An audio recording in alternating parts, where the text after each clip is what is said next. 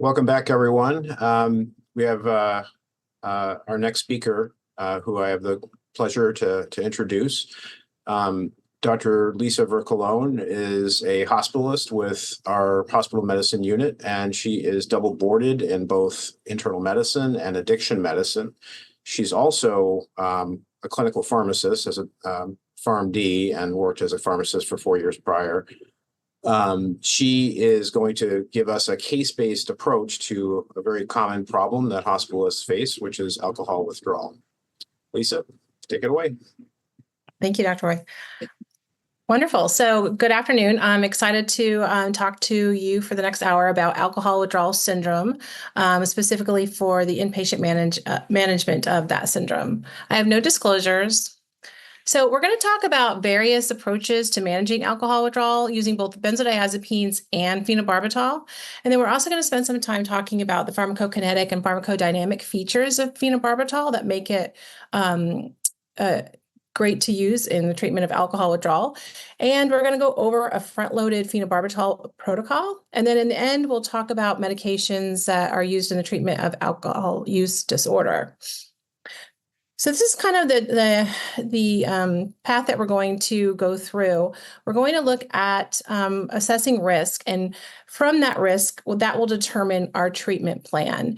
And you can see, it doesn't matter which treatment plan we go through or what the risk is. If someone is being admitted to the hospital, we want to treat them for medication. We want to introduce medication for alcohol use disorder. Much of this talk is derived from this document, which is from the American Society of Addiction Medicine. This is the Clinical Practice Guideline on Alcohol Withdrawal Management.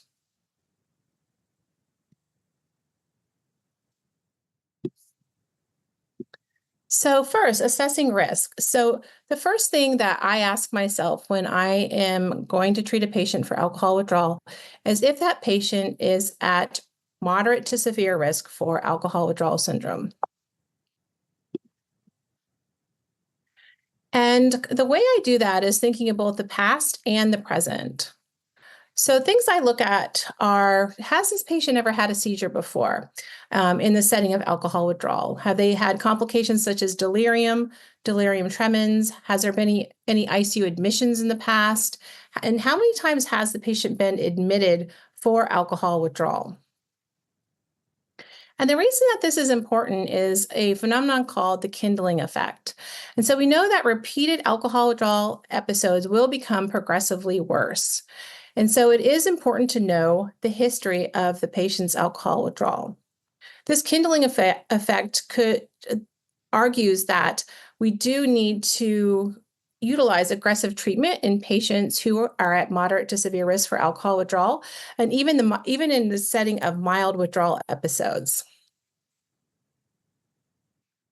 The next thing to look at is thinking of the present. What does the patient currently look like?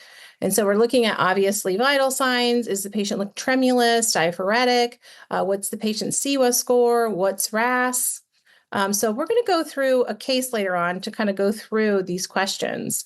Just to introduce the CWA protocol or CWA, which is the Clinical Institute Withdrawal Assessment. Now, I'm sure almost everybody on this call or presentation is familiar with CWA, but just to review, it is a list of 10 signs or symptoms associated with alcohol withdrawal. And with each sign or symptom, a score is assigned anywhere between 0 to 7 based on severity, and then that cumulative dose is added up, and that gives you an idea of the severity of the alcohol withdrawal. And so here are the breakpoints per ASAM, the American Society of Addiction Medicine.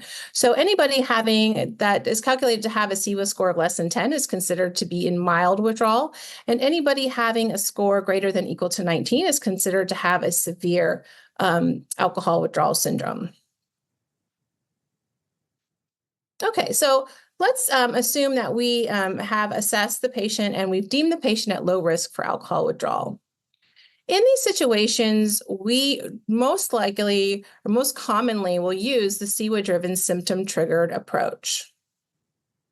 And just as a little bit of a history in terms of CWA, So there are two studies that are responsible for us using SIWA quite readily throughout all of the institutions in the U.S. pretty much.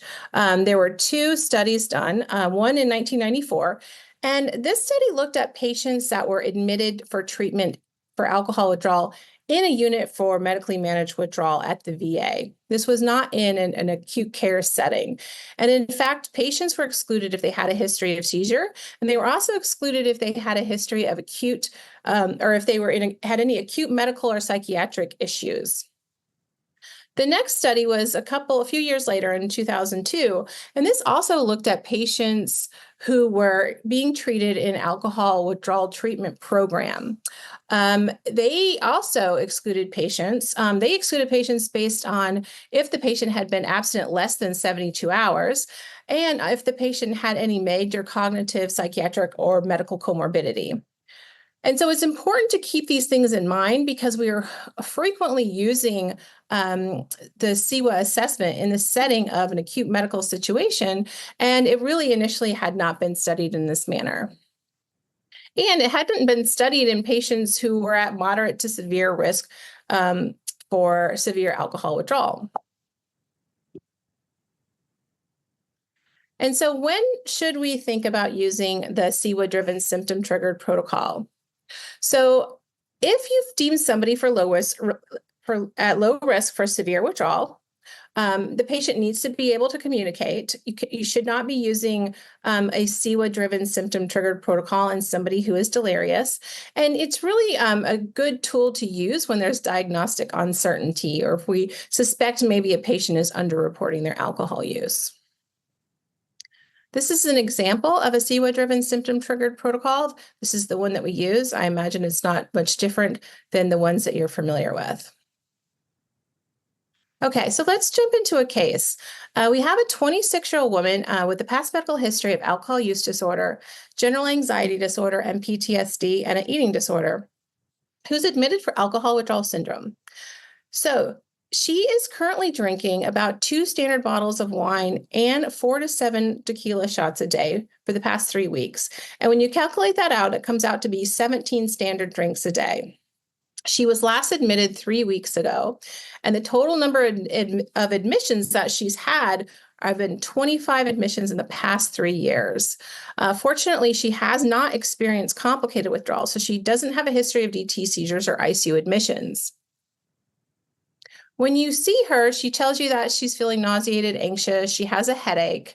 And on exam, she has a mild sinus tachycardia. She's looking anxious, she's looking tremulous. And you calculate a SIWA score, and that SIWA score is 14. In addition, you get labs. Labs show that she has a BAL of 260, and she has mild transaminitis. So as soon as you see her, the SIWA score of 14 tells you that she's already in moderate alcohol withdrawal. And what makes this even more concerning is the fact that she's experiencing moderate alcohol withdrawal in the setting of having a BAL of 260. These are the patients that I'm most concerned about. So just in reviewing her past and present, in the past, we know she's had 25 admissions, so that's significant. But fortunately, she has not had any complications. Currently, we know she's drinking 17 drinks a day. Her SIWA score is elevated despite having an elevated BAL. She's tachycardic and she's tremulous. So when you assess her risk, she's at moderate to high risk for severe alcohol withdrawal. And so in these situations, it is preferred that we use a fixed dose or front-loaded approach. And that can be done with either benzodiazepines or barbiturates. And so in patients who are at risk of moderate to severe alcohol withdrawal, there are various approaches. One being the fixed dose benzodiazepine approach. This is a good approach for people who are at moderate to high risk for withdrawal. Generally, we use short-acting benzodiazepines, and we perform a slow taper over the course of many days. Of course, when you're using a fixed dose method, you're kind of guessing at the beginning, so there is this risk of under and overdosing. Front-loaded benzodiazepines is another approach. This is an approach that can be used in patients that are high risk for severe withdrawal, and this allows for rapid achievement of therapeutic levels of the benzodiazepine. And then we have our front-loaded phenobarbital approach. Again, for use for high-risk patients. This allows for very rapid achievement of therapeutic levels. And this is the preferred approach in patients who you have concern could be a non-responder to benzodiazepines or a poor responder. So in this situation, what is the preferred option for treating her alcohol withdrawal syndrome? So we have A, symptom-triggered CWA-driven benzodiazepines, B, fixed-dose benzodiazepines, C, front-loaded benzodiazepines, or D, front-loaded phenobarbital. Well, I hope everyone just eliminated A. We are concerned about her, so we would not want to use the CWA-driven approach. So that leaves us with benzodiazepines and phenobarbital. So in these situations, I do like to incorporate the patient's thoughts on how to proceed with treatment. It's not uncommon for patients, especially patients like her who have been admitted multiple times in the past, to have pretty strong opinions about what works for her and what doesn't. In speaking to her, she requests to be on benzodiazepines and would like to avoid phenobarbital. So that gives us the option of going forward with either a fixed-dose benzodiazepine approach or a front-loaded approach. So just to review, some of the options if choosing a fixed-dose benzodiazepine approach are, this is one option. So what you would do is on day one, you would give the patient, start the patient on Ativan 2 milligrams, either IV or PO, every 4 hours, with instructions to the nurse to hold the dose if the patient exhibits no signs of withdrawal or if there's concern for benzodiazepine intoxication. And so this is continued over a 24-hour time period. The nurse is also instructed to call the provider if there's no improvement after 2 consecutive doses or if the patient is starting to look worse. And so once you have that total cumulative dose over a 24-hour period, you take that dose and you begin tapering about 20 to 25% of that dose per day. And it usually comes out to be about a 3 to 5 day taper. Another way to give benzodiazepines in this kind of situation is to use a front-loaded approach. And so the principles of the front-loaded approach are, one, we want to achieve therapeutic serum concentrations rapidly. We want to use a benzodiazepine that has a very fast peak onset because we don't want to put our patient at risk for dose stacking. And we want a medication that has a long half-life so that we can have this slow auto taper over time. And these are a couple options that can be used if you're wanting to use a front-loaded approach. So diazepam can be given every hour while the C was greater than 10. Another option is to give it every 1 to 2 hours until your patient is looking well, maybe a little stated. And then there's a fixed dose approach where you give 20 milligrams every 2 hours for a total of 3 doses, and then you can reassess. So let's kind of take a minute to talk about benzodiazepines and compare and contrast the ones that we have at our disposal for the treatment of alcohol withdrawal. So in talking about the long-acting benzodiazepines in the use of alcohol withdrawal, we tend to use diazepam and chlordiazepoxide. And you can see that their half-life is long. When you take into account their active metabolites, these medications have a half-life of up to 120 hours. The difference really comes when you're talking about the time to peak concentration. So diazepam's time to peak concentration is like 5 to 15 minutes after an IV dose and less than an hour after a PO dose. This is much different than chlordiazepoxide. Chlordiazepoxide, the time to peak concentration can be up to 4 hours. And so if you're dosing that medication more frequently than that, you do run the risk of dose stacking, and therefore the patient's at risk for oversedation and respiratory depression. The other differences come in terms of the formulation. Diazepam comes in many different formulations that allows you to give it in many different routes, where chlordiazepoxide is given only orally. Both medications are hepatically eliminated, and so therefore we do need to use caution in patients who have hepatic dysfunction and patients who are elderly. Now, moving on to the short-acting benzodiazepines, for the most part, we use lorazepam or oxazepam. And you can see that the half-life of these medications is anywhere between 5 to 20 hours, so very similar. Neither one of these medications have an active metabolite. The difference really comes when you're talking about the time to peak concentration. And so lorazepam has a time to peak concentration of 1 to 2 hours, so a little bit longer than diazepam, but shorter than oxazepam. Oxazepam, similar to chlordiazepoxide in that it can take up to 4 hours to get time to peak concentration. So there's less of a risk with lorazepam when we're talking about dose stacking. The other differences include lorazepam's formulations and the ability to give it in many different routes. Both of these medications are metabolized via conjugation, and therefore these are the preferred agents when we're talking about patients with significant hepatic dysfunction or our elderly population. Okay, so in our case, going back to our case, you decide that you want to proceed with front-loaded benzodiazepines. And so when do we want to start our front-loaded benzodiazepines? This is a very common question we get on the consult service. A, do you want to start 6 hours after the last reported drink? B, once our BAL has dropped less than 100. C, once CEWA is greater than equal to 15. Or D, as soon as possible. The answer is D, as soon as possible. We've already identified that this patient is at moderate to severe risk or moderate to high risk for severe alcohol withdrawal. And we know from the past her history, and we are concerned. So as soon as possible. And so it is not necessary for us to wait for any certain amount of time since the last drink. It is not necessary for us to wait for a certain blood alcohol level. And we don't need to wait for a certain CEWA score threshold to be met. In fact, the recommendation is that preventative pharmacotherapy is indicated if we've deemed somebody at risk for severe or complicated withdrawal. And so generally in my situation,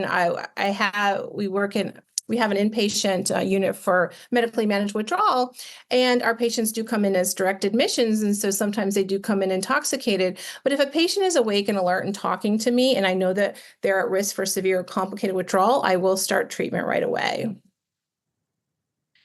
And so when we're talking about the front-loaded approach, why is diazepam the benzodiazepine of choice?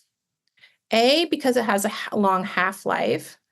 B, because it has a fast time to peak concentration. C, because it can be given PO, IM, or IV. Or D, all of the above. So the answer is all of the above. Diazepam, some would argue, is really one of the, if not the best benzodiazepine to be used in the management of alcohol withdrawal.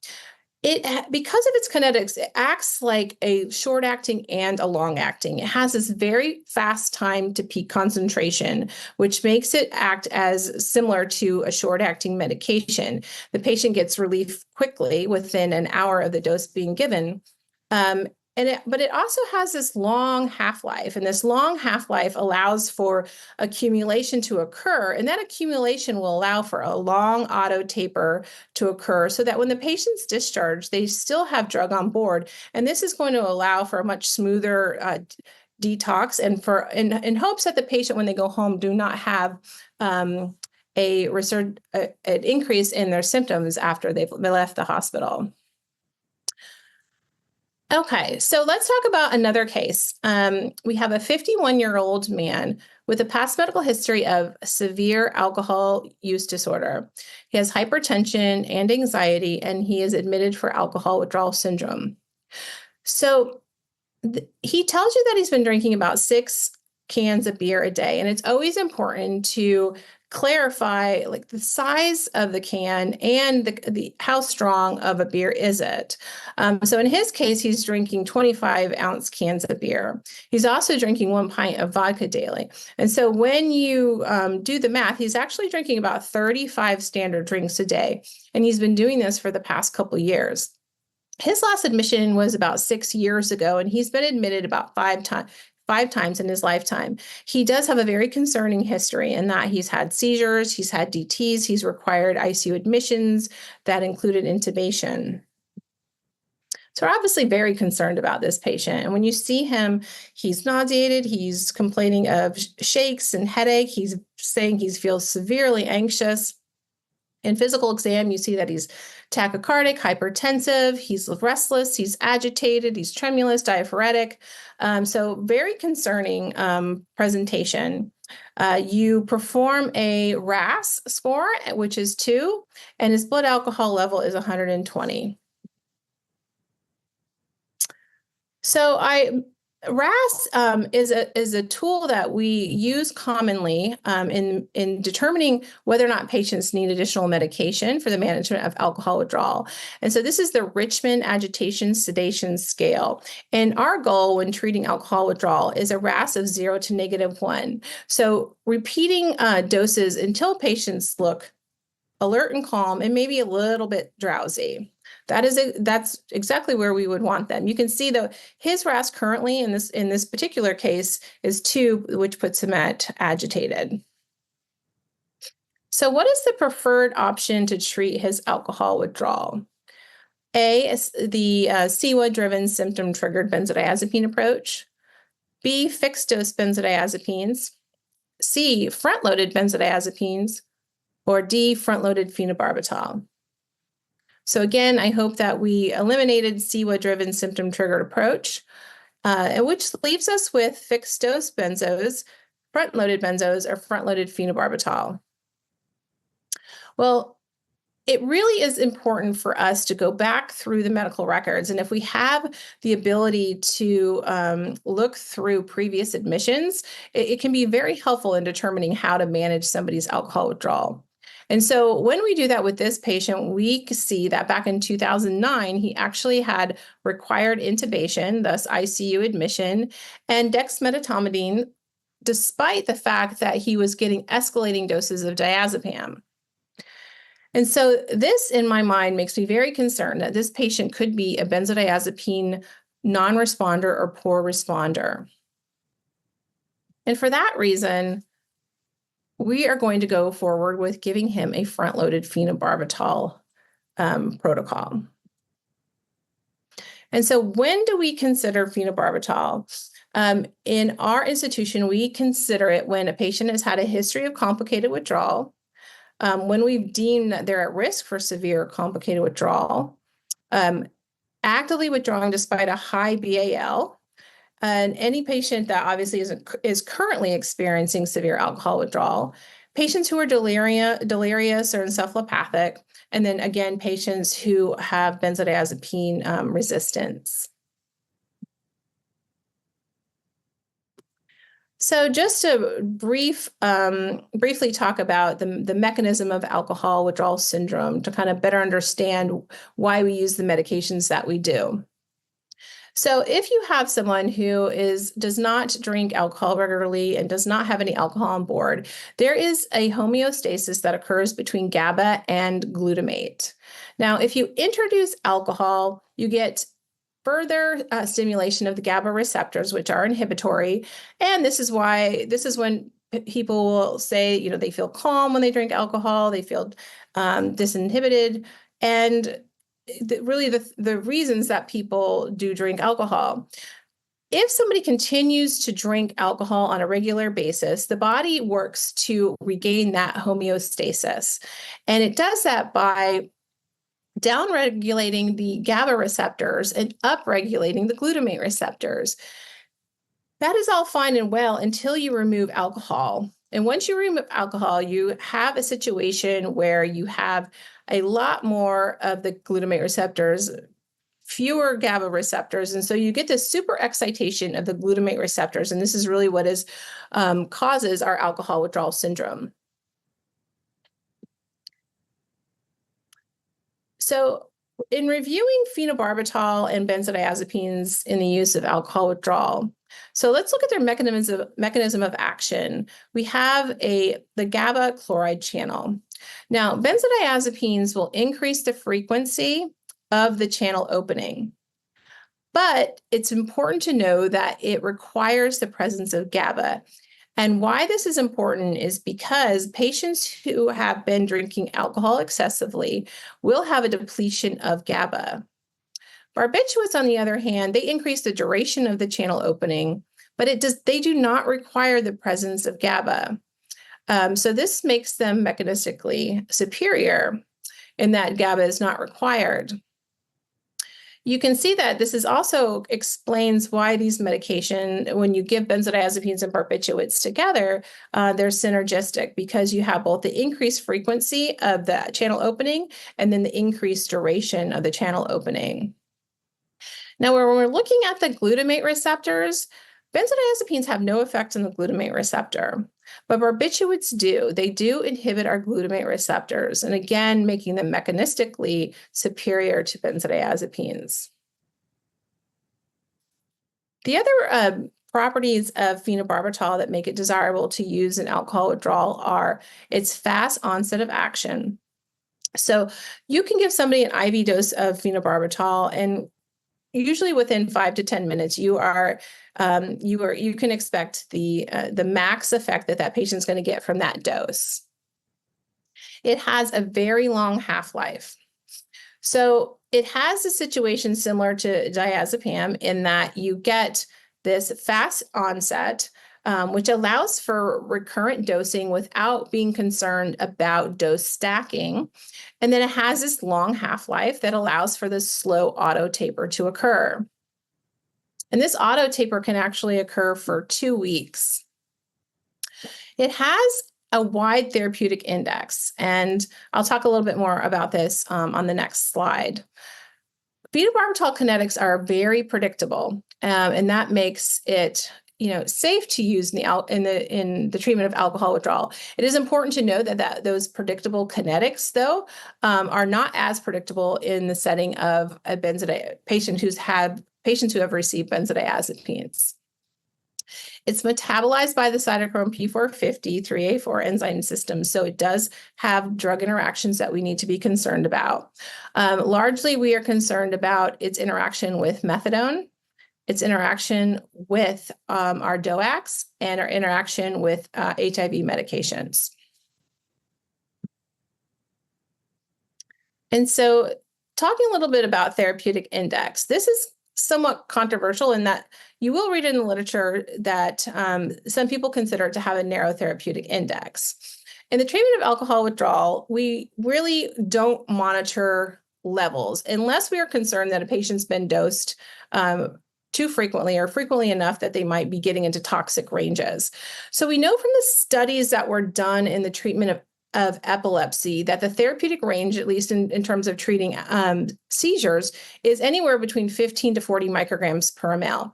And so it's after 40 microgram per ml that you start to see signs of toxicity. And it really is not until you get to 50 or and really even 65 where you start to see severe toxicity.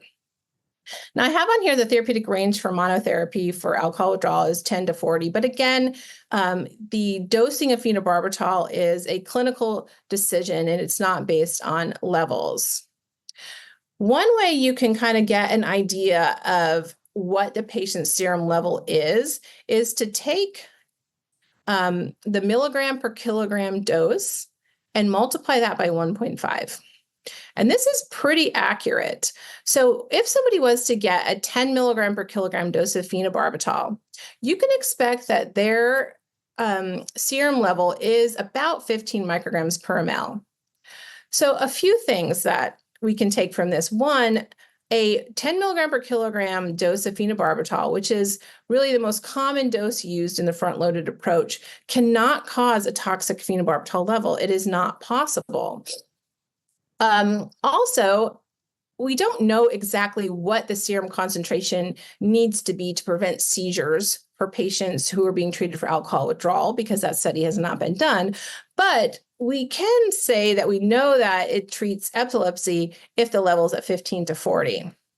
And so for this reason, I rarely, if ever, would recommend a dose less than 10 milligram per kilogram, because at least I know if a patient's gotten 10 milligram per kilogram, that their serum level is within therapeutic range that would prevent seizures. So back to our case. So we've decided to use a front-loaded phenobarbital approach. And how should phenobarbital be dosed? So we, at our institution, we use a protocol that has been being used for many years. And it wasn't until 2019 and 2020 that this protocol was published. And it was published in two different papers. The first paper in 2019 was comparing phenobarbital with fixed dose benzodiazepine in the general medical population. And what they derived from this study was that phenobarbital is an effective and well-tolerated alternative to benzodiazepines. It was noted that overall rates of sedation appeared comparable, and length of stay was not increased with phenobarbital. This similar study was done a year later and published, comparing phenobarbital with a fixed dose benzodiazepine approach, but this time in patients who were being treated for surgical trauma. And what they found was that phenobarbital was found to be superior in terms of outcomes compared to benzodiazepines. And they noticed that patients had less alcohol withdrawal, delirium, and less uncomplicated alcohol withdrawal because they were using this medication prophylactically in some cases. And what the authors concluded was that phenobarbital may be safer and potentially more effective in the treatment of alcohol withdrawal than benzodiazepines. And so I'm going to take you through our approach and our protocol. And again, this protocol is published in the two papers that I just referenced, if you are interested. So the first thing we want to do is we want to determine the risk of severe or complicated alcohol withdrawal. We really are only going to use phenobarbital for those patients where we've deemed have a moderate or high risk. And then the next step is we want to look at what the risks are of complications. And so we want to look at sedation risk. Is the patient over age 65? Is there hepatic dysfunction? Is the patient on narcotics? Has had a head injury recently, or on recent is currently on any other sedatives or got some during this admission? And then we also want to consider respiratory compromise. But it's important to note that the indications are the diagnoses that we consider in terms of our concern about respiratory compromise are really acute issues, such as pneumonia, rib fractures, chest tube contusions.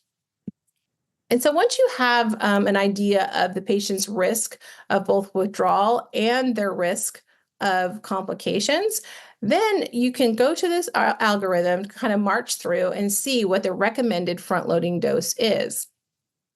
And so, for instance, if you had deemed somebody to be at high risk for alcohol withdrawal, but have low risk of complications, then you would consider giving the patient anywhere between 12 to 15 milligram per kilogram loading dose. If you had somebody that you were a little bit concerned about any type of complications or your moderate concern, you would give anywhere between 10 to 12 milligram per kilogram. And so in our patient, we've deemed our patient at high risk for severe withdrawal and low risk for complications. And if you remember, the range recommended would be 12 to 15 milligram per kilogram. So in this patient, we've decided to use a 12 milligram per kilogram dose. And we want to base that on his ideal body weight, not actual body weight, unless the actual body weight is less than the ideal body weight. So we have two options. We have option one, IV. We can give the entire loading dose over 30 minutes via an IV route. And so in this situation, it would be giving the patient 888 milligrams of phenobarbital as one dose infused over 30 minutes.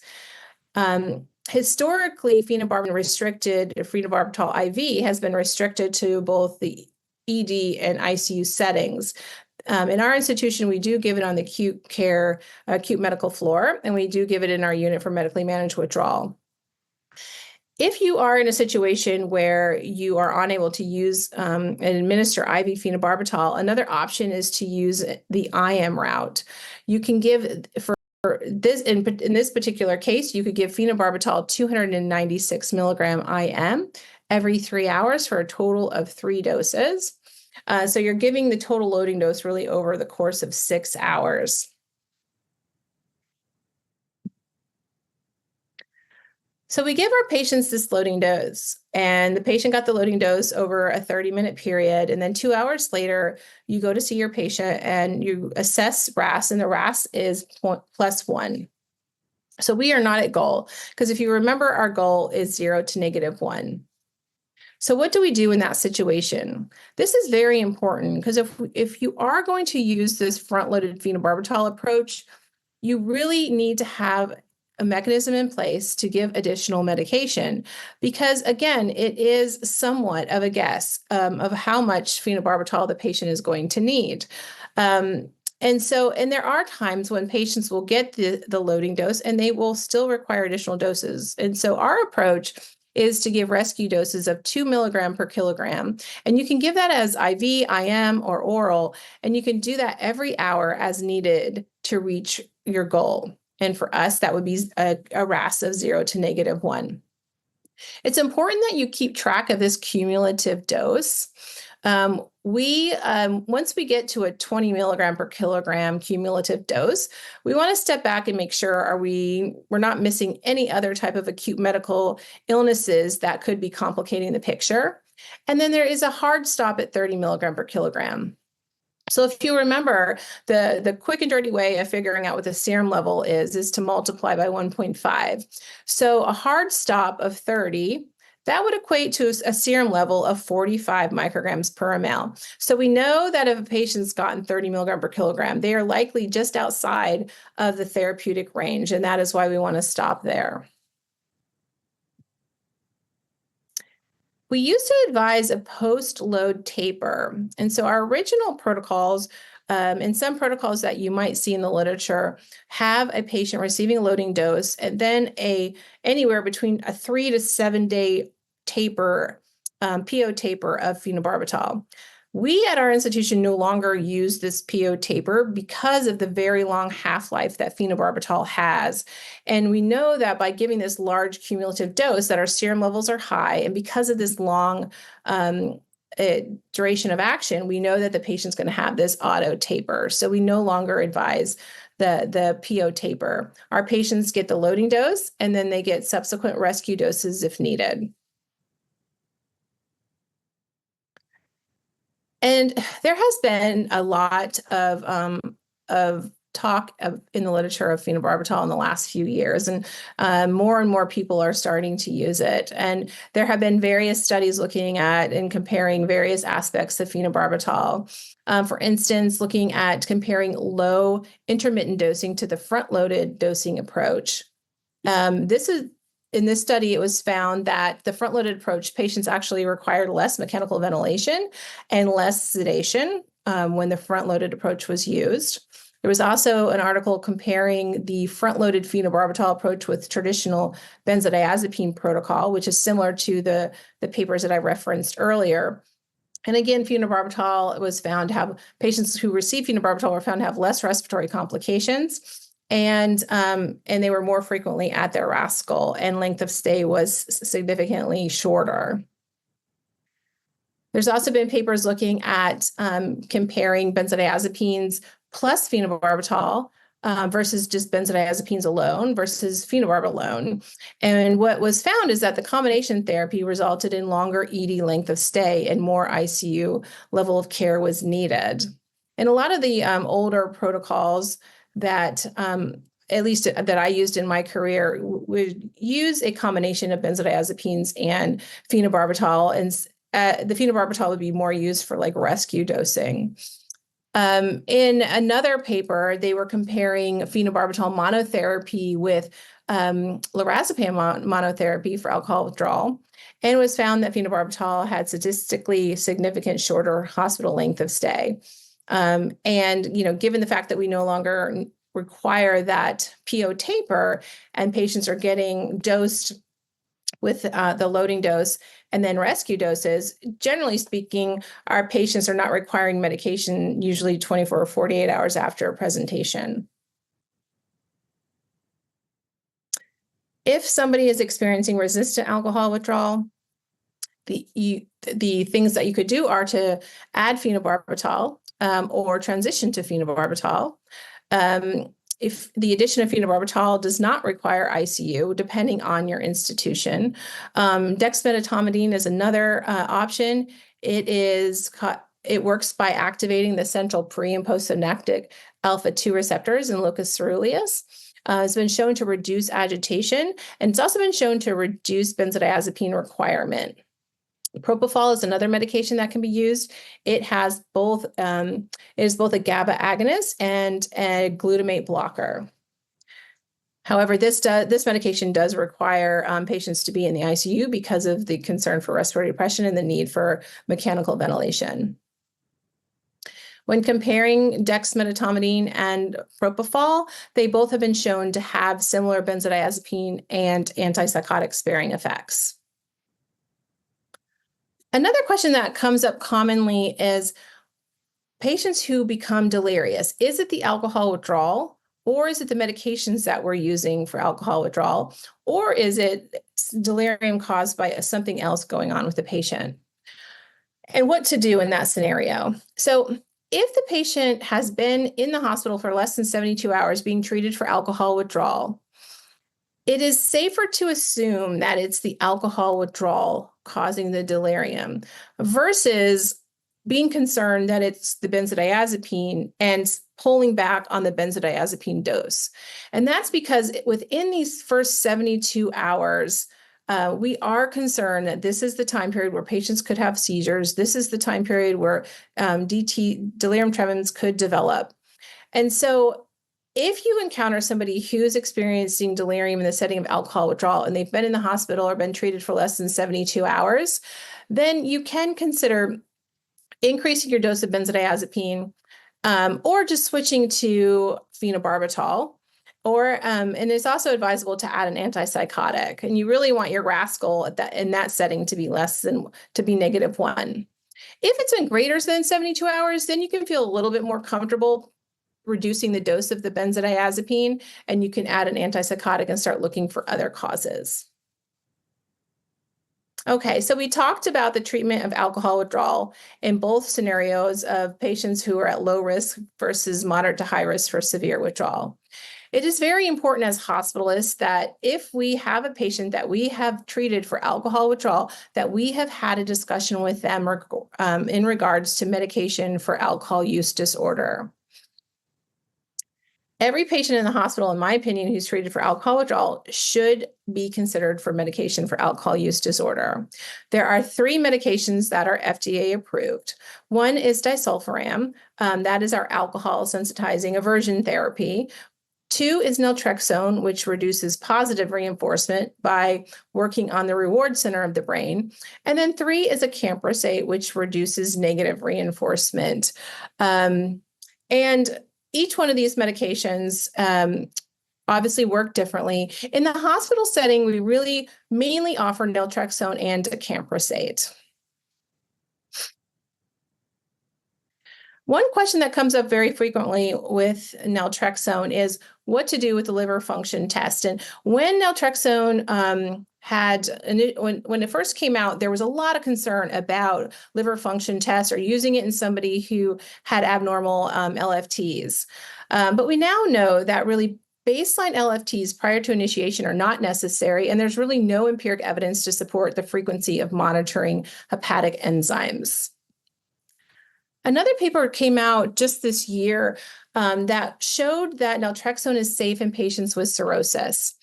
This paper looked at almost 3,000 patients who had cirrhosis and were initiated on naltrexone. And what they found was that none of the patients had developed a drug-induced liver injury. So it is largely considered safe to start patients with cirrhosis on naltrexone, which is a very common question that we have. So please do not exclude your patients who have cirrhosis from receiving naltrexone. And lastly, just comparing the medications for alcohol use disorder. There have been a couple key studies, one looking at acamprosate versus naltrexone versus acamprosate plus naltrexone, and they found that the rate of relapse in the combined group was not statistically better than naltrexone alone. So combination therapy is not something we generally use. And another important study, the combined study, it showed that there was no advantage of acamprosate over placebo, either alone or when added to naltrexone. And so naltrexone is considered our first-line agent. And so in summary, the symptom-triggered CEWA-driven approach is not for everybody. Fixed dose and front-loaded benzodiazepine and phenobarbital regimen should be considered for some of our patients, and especially those patients who have a history of complicated withdrawal. And if choosing a phenobarbital approach, please, if you give a loading dose, reassess your patient to see whether or not they are going to need additional rescue doses. And please take time to know the three medications for FDA, the three FDA-approved medications for alcohol use disorder, so that you are able to have this conversation with your patient and offer these medications. Thank you. Thank you, Dr. Vercolone. That was awesome. We have a number of questions for you, not surprisingly, and try to get to as many as I can. So the first question actually deals with, I think you sort of addressed this, but if you have a patient who, you're wondering, is the CEWA, being monitored correctly with the nurses, and maybe they're over calling it or under calling it. How do you deal with that? And also related to that question, this respondent said that they've had patients who are reluctant for discharge and will answer positively to CEWA questions for days on end. So how do you manage those cases? Yeah, the CEWA, I mean, that's one of the biggest problems with CEWA, right? The scoring is subjective. And, Right. One thing that we do in our institution is really spend a lot of time with our nurses, educating them about proper CEWA scoring. And this allows for less variation amongst the scoring. I mean, honestly, if I see a CEWA score, if I'm sitting back in my office and I see a CEWA score that's very high, for many reasons, I go see the patient. And throughout the day when I'm treating patients for alcohol withdrawal, I do try to pop in every so often and get a sense of how the patient looks. But if I do find a patient who has been getting scored like very high CEWA scores, and then when I go in and see the patient, they look okay, I usually try to educate the nurse as to what I'm seeing that's different. But it is a problem with CEWA. But in our institution, I think the best way that we've combated that is just constant education with our nursing staff. And then your second question is the patient who falsely elevates their score. I honestly think that this is this occurs far less than we think it does. In our unit for medically managed withdrawal, our patients, we don't find them constantly campaigning for additional benzodiazepines, which I think some people think this patient population is inherently going to do. And again, it's if you are concerned that patients are receiving medications based on maybe falsely elevating their score, then you can always resort to looking at the objective findings. We have scales that look at 4 criteria. 1, are there tremors? 2, is the patient diaphoretic? 3, is the heart rate greater than 115? And is the blood pressure greater, the systolic blood pressure greater than 165? And in those situations, if the patient has met 2 of 4 of those criteria, then we dose the patient. So that's always a way to, if you've had somebody who's been on the CEWA protocol and they're getting dosed multiple times and you're concerned about that, you can convert to a more objective scale in that setting. And therefore, you can rest assured that the patient is being treated if those more significant withdrawal symptoms are being demonstrated. Great.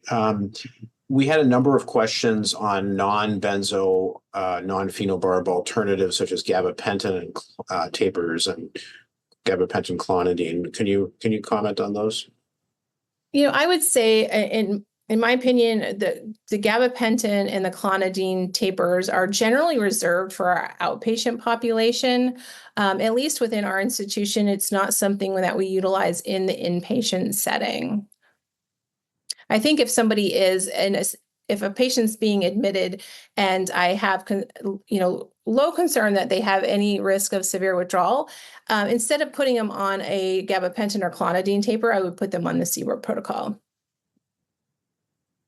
Okay, great. Then I think we have time for one more question. If you start with a benzo load, but the patient continues to be more severely withdrawing, do you transition to phenobarb when able or increase the benzo dose? I have a pretty low threshold to switch over to phenobarbital. One, if I see that a patient is not responding to escalating doses of benzodiazepines, and two, if a patient is becoming delirious on benzodiazepines. In both of those scenarios, I have a low threshold to transition to phenobarbital. I think in either one of those scenarios, increasing the dose of benzodiazepines is likely not going to help the situation and may even worsen the situation, especially if it's delirium. Great, thanks a lot. So we have a double header with Dr. Vercolone, but we're going to take a short break and then we'll reconvene in 10 minutes. Okay, thanks.